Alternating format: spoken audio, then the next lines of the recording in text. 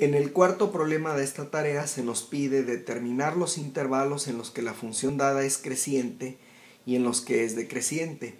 La función que se nos proporciona es el cociente de dos funciones, x más 1 entre la raíz cuadrada de x al cuadrado más 1. Podemos observar que independientemente del valor real que tomemos al elevarlo al cuadrado, esto sería mayor o igual que 0, y al sumarle 1, el argumento del denominador siempre es mayor o igual que 1. No hay ningún valor que indetermine a la función de tal manera que el dominio de dicha función resulta ser el conjunto de valores reales. Para poder concluir acerca de cómo es la función creciente o decreciente a lo largo de intervalos, necesitamos encontrar la derivada para dicha función. Como es un cociente de funciones, aplicaremos el teorema para la derivada de un cociente.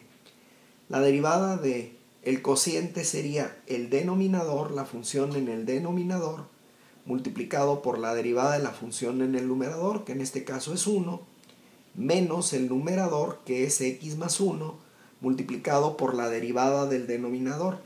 La derivada de una función raíz cuadrada la podemos obtener mediante el uso de la regla de la cadena. Si vemos esto como x cuadrada más 1 a la 1 medio, su derivada sería 1 medio que multiplica a x al cuadrado más 1 elevado a la potencia menos 1 medio y multiplicado por 2 veces el valor de x. Todo esto dividido entre el denominador, que sería la raíz cuadrada elevada al cuadrado y que nos genera simplemente x al cuadrado más 1. Si simplificamos un poco esta derivada, lo que tendríamos sería la raíz de x elevado al cuadrado más 1. Podemos simplificar este 1 medio con este 2.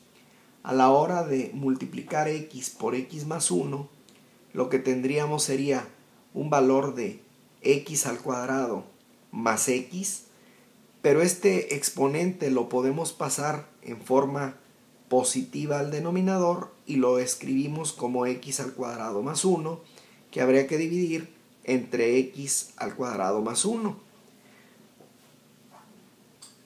Si obtenemos un factor común en el numerador, que sería la raíz cuadrada de x cuadrada más 1, podemos expresar esta raíz multiplicada por la misma raíz como el valor de x al cuadrado más 1. Si a esto le tenemos que restar x al cuadrado más x y lo tenemos que dividir entre x al cuadrado más 1, podemos multiplicar los extremos. Lo que tendríamos sería esta operación, pero x al cuadrado menos x al cuadrado elimina estos términos y 1 menos x que queda en el numerador, dividido entre, a la hora de multiplicar estos términos, lo que tendríamos sería una potencia para x cuadrada más 1, que sería 3 medios.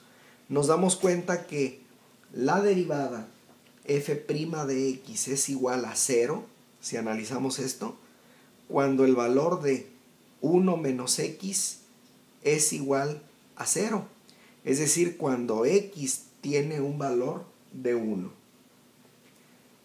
No existe ningún valor de x que haga que la derivada no exista, por lo que ya habíamos comentado inicialmente de esta raíz cuadrada. De tal suerte que en este caso tenemos solamente un par de intervalos. Los intervalos son el intervalo comprendido de menos infinito hasta 1 y el intervalo comprendido desde 1 hasta más infinito. En estos intervalos tenemos que analizar el comportamiento de la primera derivada para poder llegar a una conclusión de cómo es la función en ese intervalo. Si tomamos el valor de x igual a 0, podemos observar que para x igual a 0, todo lo que hay en el denominador es positivo. Simplemente 1 menos 0 nos da un valor positivo y la derivada es mayor que 0. En consecuencia, la función es una función creciente. En el intervalo desde 1 hasta más infinito, 1 menos esta cantidad puede ser 2, nos daría un valor negativo, y dividido entre una cantidad positiva el cociente es menor que 0, con lo cual la función es decreciente en dicho intervalo. Con esto hemos encontrado los intervalos en los que la función es creciente y decreciente. Es creciente en el intervalo de menos infinito a 1 y es decreciente en el intervalo desde 1 hasta infinito.